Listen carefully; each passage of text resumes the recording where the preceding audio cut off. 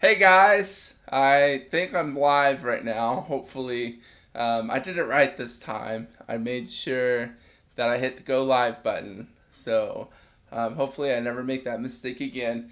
If you're in the chat, just let me know. Would love to hear back from you guys. Feel free to ask questions. I'll try to answer them kind of as we go through this. Want to make sure that we um, you know, get through all of the things that we need to get through. So, let me know in the comments. We're going to be talking tonight about rent-friendly smart homes, things that you can do that are not going to break your lease or break any sort of agreements that you have with an apartment complex. Obviously, make sure that you read your lease agreement. Make sure that the things that you do in your home don't break your specific situation. But for the most part, everything that I'm going to share with you tonight should be considered renter friendly. A lot of people have this misconception about smart homes, and they're only for homes that people own. A lot of people think that they can't really have a smart home in an apartment or a dorm or a house that they're renting because things have to be installed, and yes, that is the case in some situations, but I'm going to kind of show y'all some hacks and some different ways that you can get around some of that stuff. So let's go over here. If somebody will let me know in the chat that I'm live, I'm pretty sure that I am, but you never know these days. Technology sometimes can evade us and kind of get a mind of its own. So if anybody's out there, please let me know that you can hear me. I'm trying to get this window. I'm trying to get the chat. You rent? Oh, that's awesome, HomeKit Home. Yes, we're definitely going to be talking about it. Like I said, a lot of people are really surprised when I start bringing up the conversation of doing a smart home in a rental space. There is just a lot that goes into it, and a lot of people, I think they get weary of it, honestly. So we'll go ahead and get started. First category that I want to start with is doorbells. Are doorbells acceptable? Again, that's going to depend on your particular rent agreement. Smart doorbells, video doorbells, all of that. There are a couple of brands out there that do have battery operated doorbells that you can easily just affix with like a command strip or something like that. I know Ring has one. I know there's a couple of other brands that I've heard of that have battery operated doorbells. So when it comes to doorbells, you probably aren't gonna be able to change a doorbell that's already existing on the home.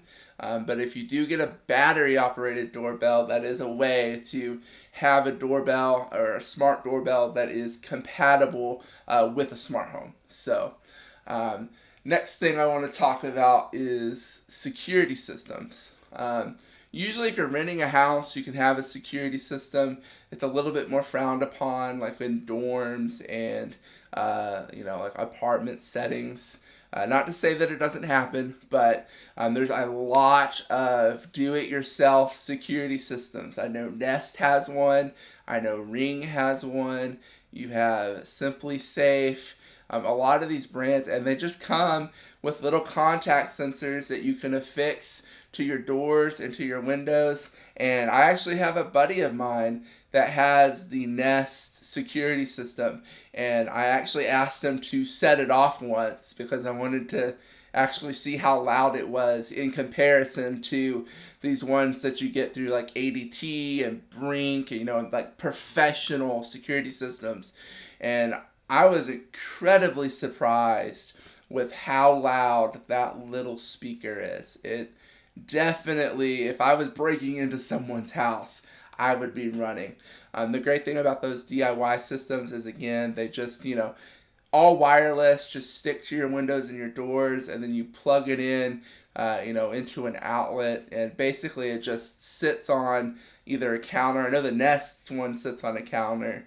The ring one I know is like an actual keypad. So just look into that and make sure that if it needs to be installed on the wall, that that's okay, or figure out a way to put it up there, maybe with like some command strips. So to kind of go further along, if you don't want to spend the full amount for a DIY security system, because they definitely can get up there in price. I've seen some that are, $200-$300, some even more than that, $400-$500, and it really depends on how many doors and windows you have. But if you're, not so much worried about security as much as you're wanting to know, when somebody comes through a door or when a window is open, you can use, various brands have contact sensors and motion sensors, all of the typical security things. Smart Things is a hub that I own, that you can have contact sensors and whatnot with that system. So I love my Smart Things hub. I have several contact sensors across my house, and it's really nice to see that notification that, hey, my kid, came home from school, or my wife just got home from work, if I'm, out and about and I'm not necessarily in my house. So definitely a good thing to think about. Also, you can do smart cameras. A lot of people are weary of that because some smart cameras require you to, screw it into the wall or fix it to the wall. But there's actually a lot of brands out there now that are, offering security cameras that you can, set on counters or, magnetize to a metal surface. I know the Nest Cam. I've got a buddy of mine that has a Nest Cam that he just has sitting on his mantle in his fireplace, so that he has, a camera of his, living room space, and he has it set where it only turns on when his family is away from the house, so he doesn't have to worry as much about the privacy stuff. I know Wisecam just came out with an outdoor camera, actually, that's battery operated. Again, look at battery operated versus, plugging something into an outlet. You might end up in some situations where having a battery operated camera might be better for your situation. You'll definitely have to evaluate that. If you guys have any questions, let me know in the comments below. Would love to answer any questions as we go along. So just let me know if y'all have anything. But otherwise, I'm just going to keep moving forward. Next thing I want to talk about, hubs. A lot of people, really with hubs, it's really the biggest concern is whether or not you pay for your own internet. You have your own modem or router that you can physically plug the hub Ethernet into the Ethernet jack from the ISP router or modem. I know in some, especially dorms, but I've even seen some apartment complexes where, they provide the Wi-Fi and you don't have access to, any of that. There are still some hubs out there that are good for like local control. I know Habitat is one of them. You've got Home Assistant. I know that Chris really likes that. So, there's some options in the hub world if you don't have your own internet service provider. But most people that are renting or living in an apartment space are going to have, an ISP or some sort of internet service that they pay for. So, what you're going to want to do there, Smart Things is the one that I use. I've been looking into getting a Habitat. Like I said, Home Assistant. You can basically do most of the hubs. As long as you're not affixing things to your surfaces or whatever. Um, Keep moving forward. Smart plugs. Oh man, smart plugs. People don't realize how many things you can do with a smart plug. Um, Smart plugs are fantastic for automating things. I have my studio lights on in my studio where I can tell Google and Madame A, hey, I want you to turn on my studio lights, and I don't have to touch them. They automatically turn on. That's all powered by a smart plug. I also have a smart plug in my bedroom. I have one of those oscillating tower fans in my bedroom, and I have that set up on an automation where it automatically turns on at 10 o'clock in the morning and it automatically turns off at 7 a.m. No, 10 p.m. is what I meant. 10 p.m. in the evening, and it will turn off at 7 a.m. in the morning. So I hardly ever have to do that one because I have it automated. You can do lamps, you can do a lot of things with smart plugs. And the great thing is they just plug into an existing outlet. They're really easy to take off and move with you when you move to another location. And most of them are fairly easy to set up. I have Smart Things and Wemo smart plugs in my house, but I know there's a lot of other brands out there that create that do smart plugs. So just do your research and kind of decide what ecosystems you want to go with, and smart plugs is a great way to go.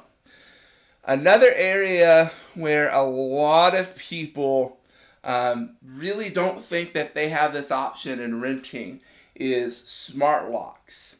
Smart locks. So many people think about the fact that smart locks, oh, I'm going to have to change my deadbolt. I'm going to have to change the hardware. Like, I'm going to have to remove the key. Like, especially in an apartment complex, you can't remove the key. Like, if the apartment complex needs to gain access to the apartment, they need to have the ability to do that, unfortunately. But what I will say is there are a lot of smart locks out there that are specifically for that type of stuff. It basically just goes over the existing hardware. You're not changing out a key. You're not changing really any of the hardware of the lock. You're just putting something on the lock that will, manually turn the lock open and close as you want it to. So I know August has a lock that is just like that, and then recently Wise came out with a lock that's the same way, and you can get like an accessory like keypad that you can put outside your apartment or outside your house or whatever, and that keypad can be used to unlock the door, God forbid if you get locked out or anything like that. So smart locks can be a really good thing if you utilize them, and it can actually keep you more secure. Because I can't tell you how many times I have forgotten to lock my front door. It happens more often than I care to admit. I've gotten a lot better about checking it though, so that's great. Next topic is smart lights.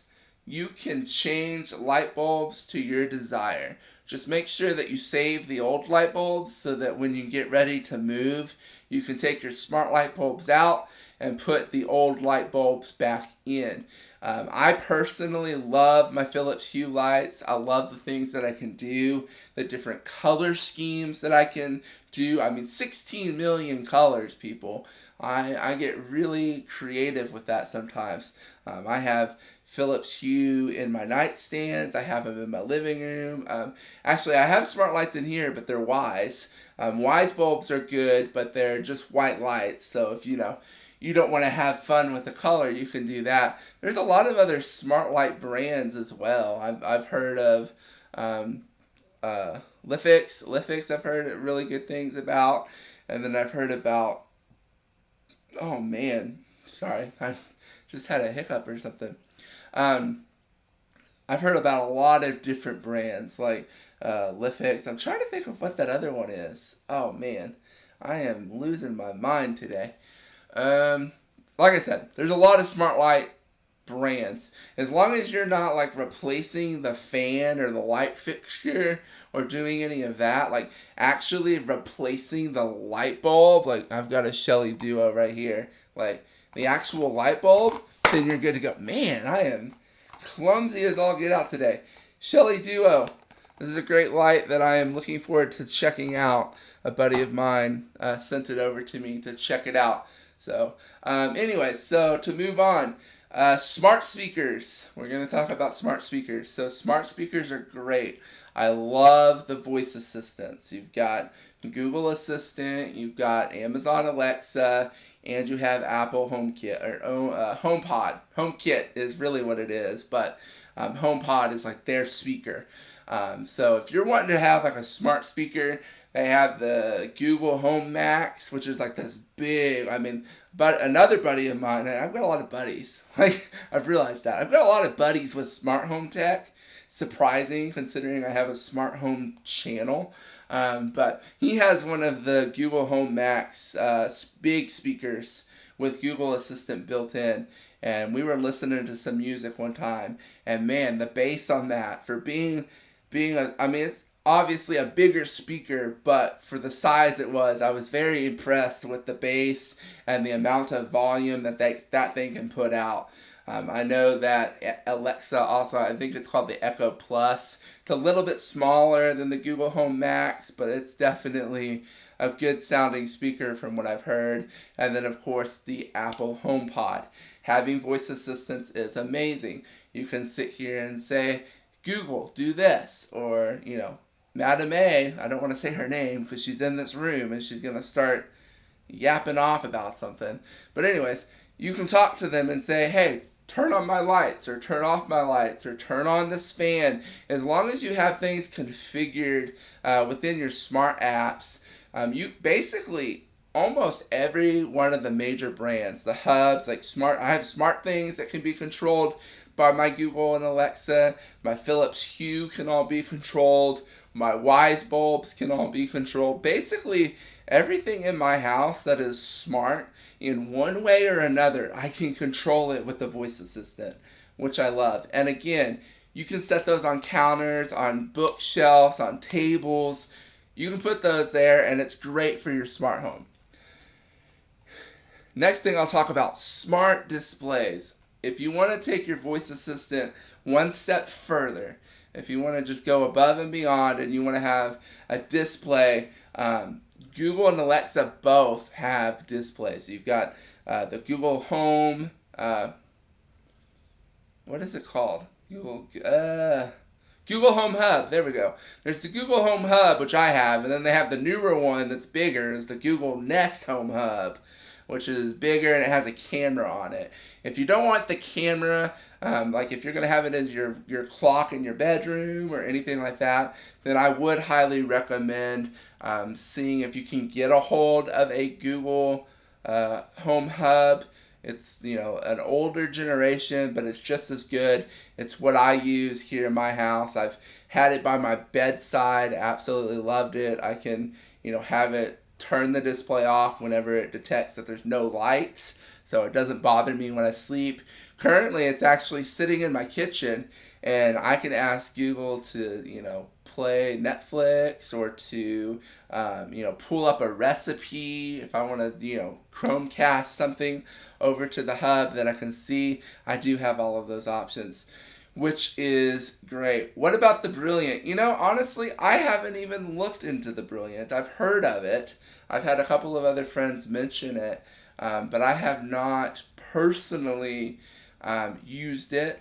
I've heard good things about it, so I think they've got a lot going on over there at Brilliant for sure. So basically, as long as you're not having to fix hardware to the walls, or doing anything that's going to damage the walls or any of the surfaces in your home, then you should probably be okay. Again, check your individual lease or your individual, agreement, and make sure that you're good to do some of these things. Streaming devices. I love my streaming devices. I have an Alexa Fire Stick, which has Madame A built in. Actually, I said her name and she didn't reply. She might actually be muted. Oh yeah, look, she's muted. Ha! So I can say Alexa, and I'm not going to get in trouble because she's turned off. Okay, sorry, I'm getting sidetracked. ADHD coming in. Where was I? Oh yeah, streaming devices. I have Google Chromecast. I have an Amazon Fire Stick. And then I'm working on hopefully getting Apple TV at some time in the future. I haven't invested as much in the Apple infrastructure like I really want to because I know that there's a fly flying to my face. I know that they're more secure. I know that they don't have as many companies or automations that they work with, but I know there's more security behind it. Overall, I've heard good things from those people that use HomeKit. It's just I don't have the monetary ability to get into the Apple ecosystem. I have a MacBook Pro, I have an Apple Watch, I have an iPhone.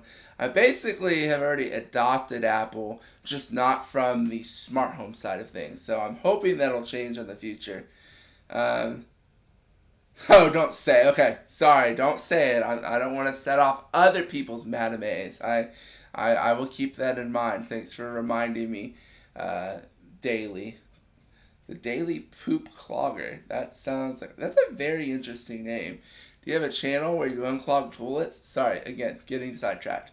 Roku. You can have a Roku, which is great to have. I love having Madame A on my Fire Stick. I can, talk to her. I can have Google and Madame A, display things on my screens. And again, none of that is gonna, void your lease or do any of that because you're connecting that via your HDMI to your television. It's a television that you own. Even if it's a television that you live in an apartment that's fully furnished, you should still be able to hook up your own HDMI devices. So you shouldn't have any worries there. Smart vacuums. Smart vacuums. Why not? It's a vacuum. It's just like pushing a vacuum. But you can have a vacuum go around your house, clean up your stuff. We have a robot vacuum. We have a robot vacuum. We have an iRobot, or Roomba, I guess is what they call them. We have one of those, and I really love it. It just kind of goes around my house and cleans everything. Clogger. Oh, if I said declogger, I didn't mean to. Clogger. Oh, okay, I get it now. See, I'm a little bit slower today. You're smart. I like you.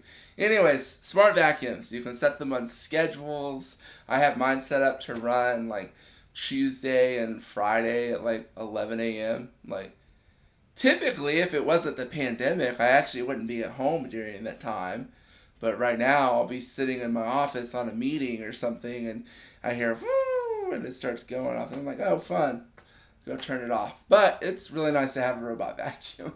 Okay, next topic of discussion. This is a little bit more borderline. Again, check your lease, check your agreements, make sure that you're not breaking any rules. But smoke and carbon monoxide sensors.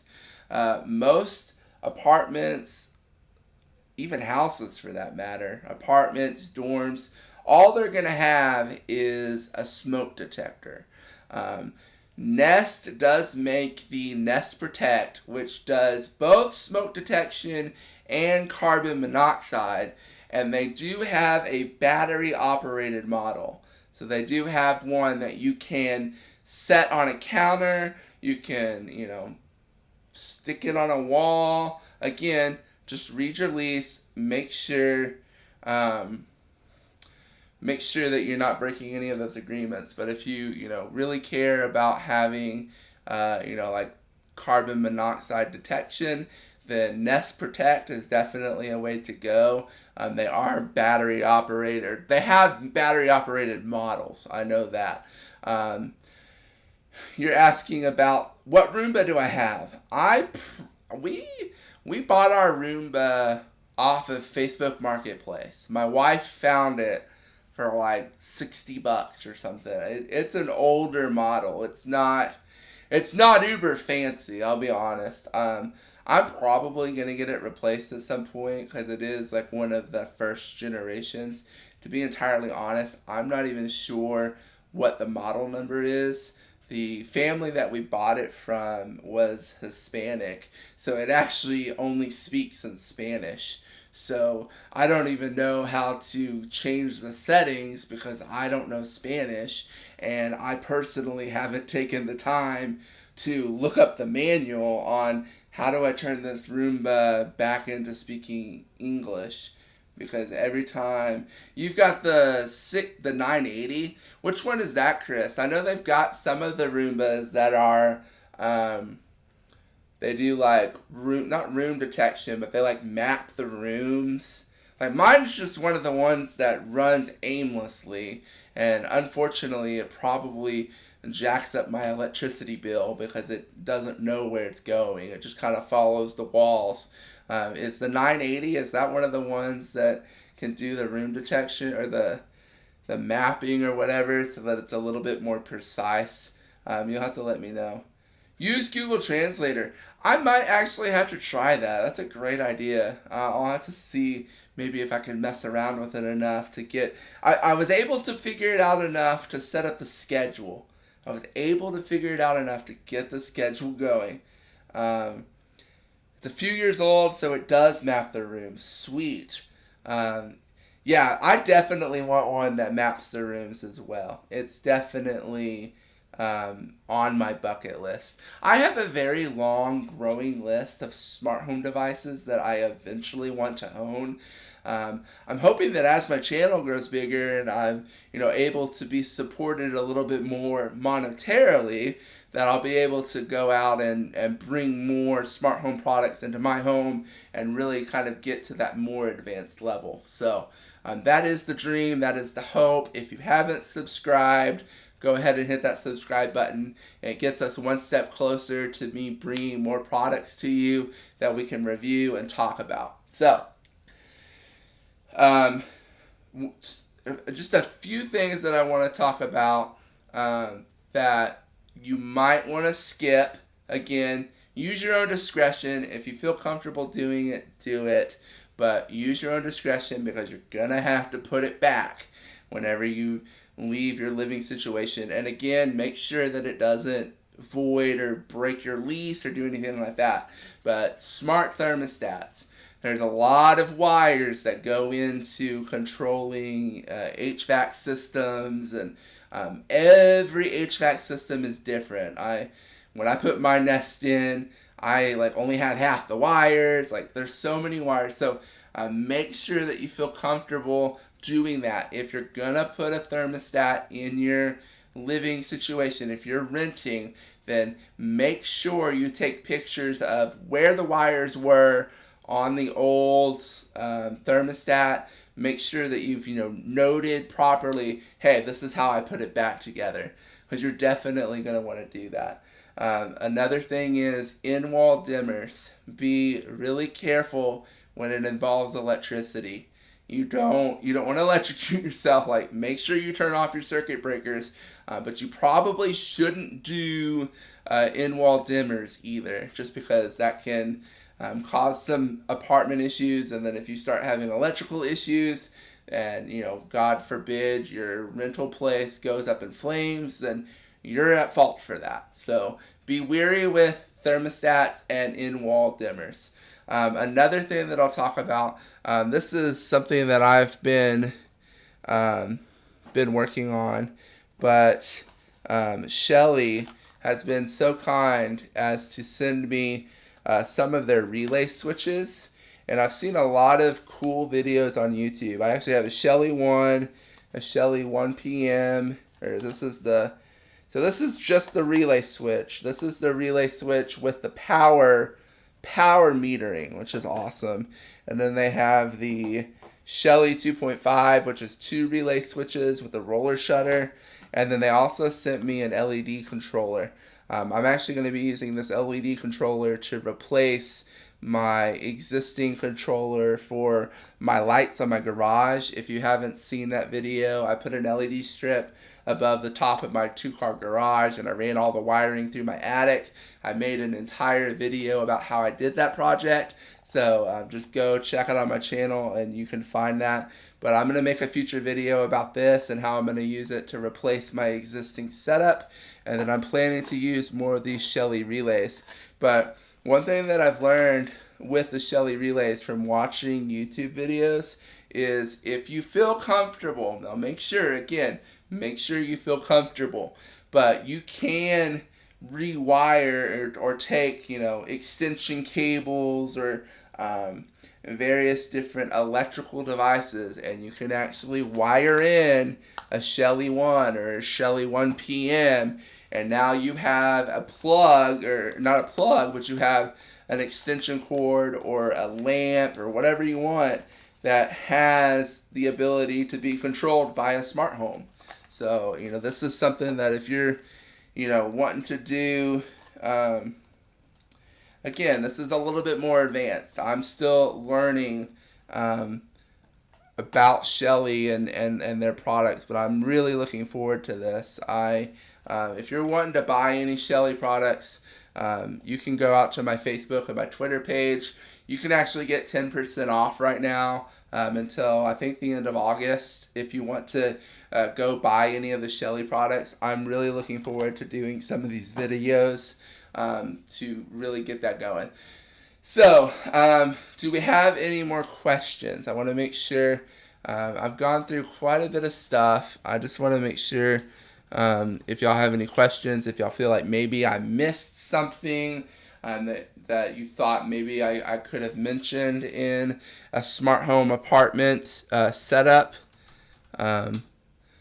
I know that HomeKit Home told me at the very beginning of the stream that he rents, so I wanted to see if maybe he had any questions. Chris, I don't know if you rent, but and the Daily Poop Clogger, I don't know if you rent either, but I definitely appreciate y'all coming out and enjoying the stream. So really what it boils down to is, when it comes to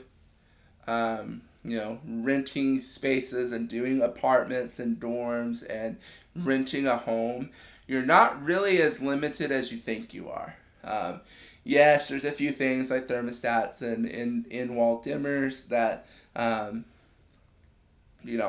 you might want to steer away from and just be a lot more cautious if you're going to go that route. But between smart lights, smart plugs, smart speakers, you've got various streaming devices, we talked about smart vacuums, we talked about smoke and carbon monoxide sensors, we talked about DIY security systems. Smart cameras, you're not really that limited.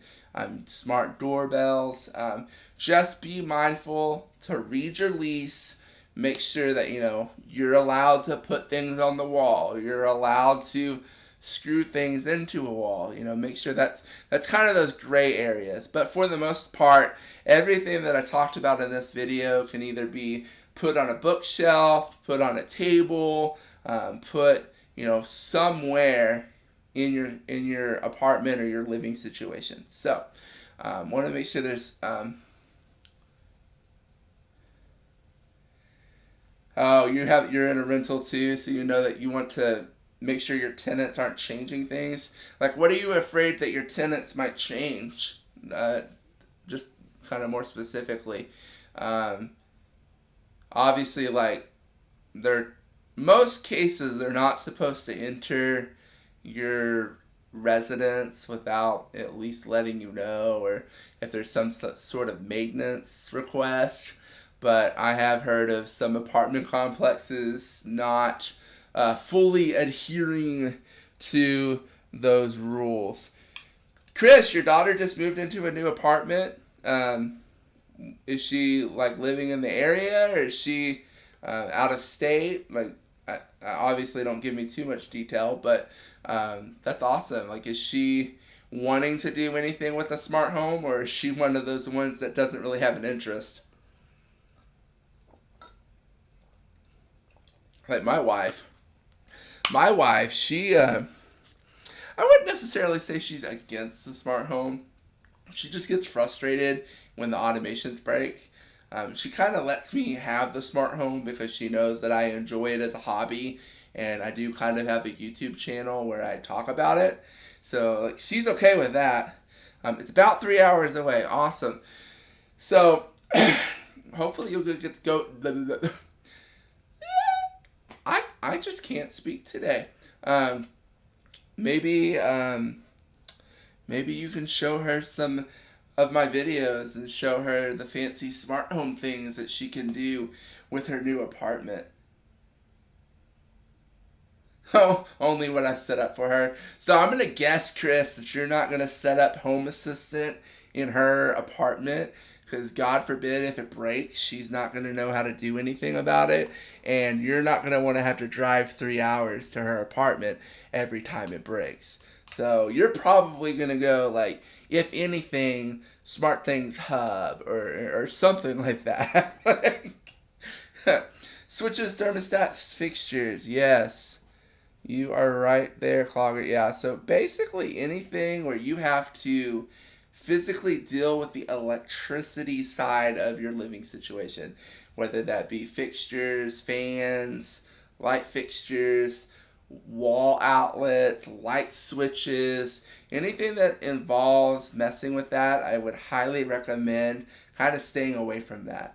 The thermostat, I know that you can do some stuff with like garage doors, like probably want to steer away from that if you have a garage door like in an apartment living situation.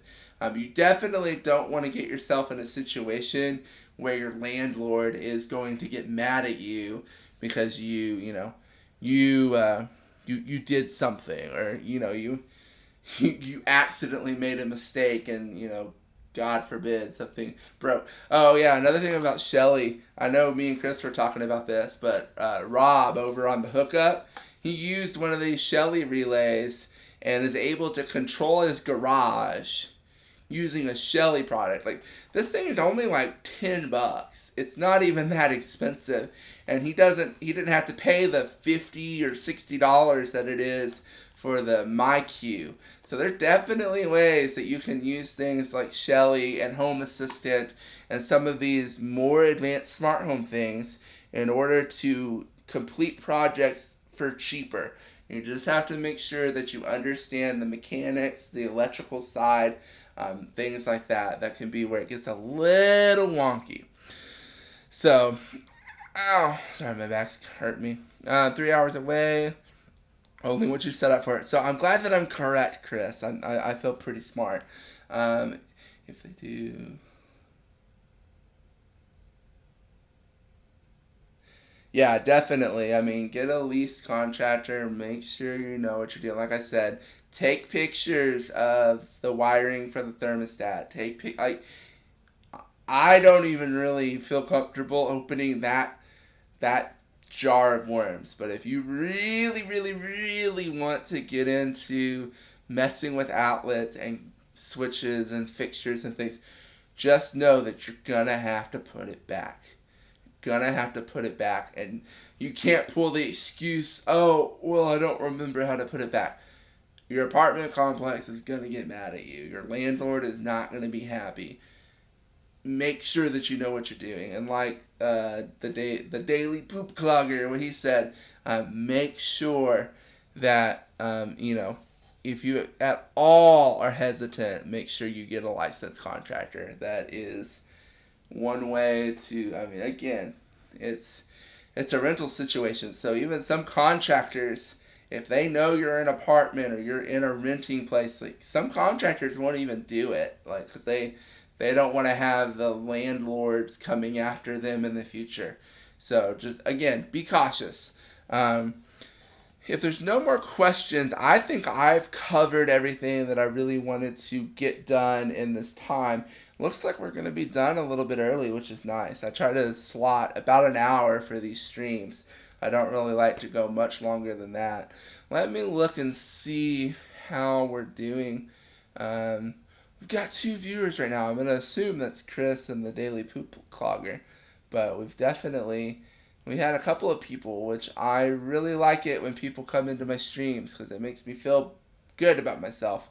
Um, just one last chance. Anybody have any questions? Otherwise, I'm probably going to go ahead and just sign off for the night because I'm sure that my wife would love to spend a little bit of time with me before she has to go to work tomorrow.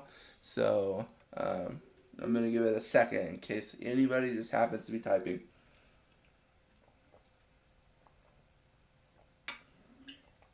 Well, guys, I really appreciate you guys coming out. I hope that y'all have learned something on this live stream as far as renting and building smart homes in rented spaces like apartments and dorms. Again, if you're wanting to buy any Shelly products, you can go check out my Facebook page. There's a link on there, and there's a coupon code to get 10% off. So that's a great way.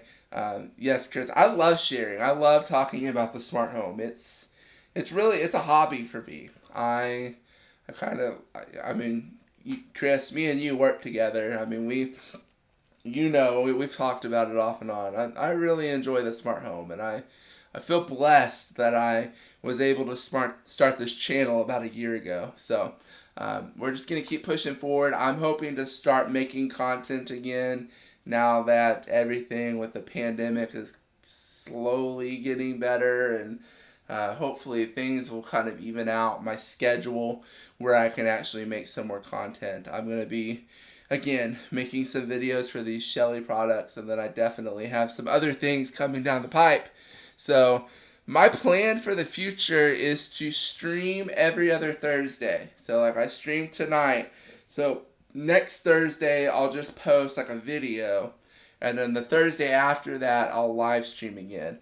And I'm just going to kind of alternate with that for a while, see how that works for me. My next live stream, I'm actually going to be talking about using smart homes to help the elderly, what you can do to help, your mother, your father, if you have, older family members, how to use a smart home to help them and increase efficiency for them, but also allowing them to continue to have their privacy. Kind of getting the best of both worlds between allowing the parents or the family, the elderly, to have their own privacy, but also for you to be able to check in on them, make sure that they're okay.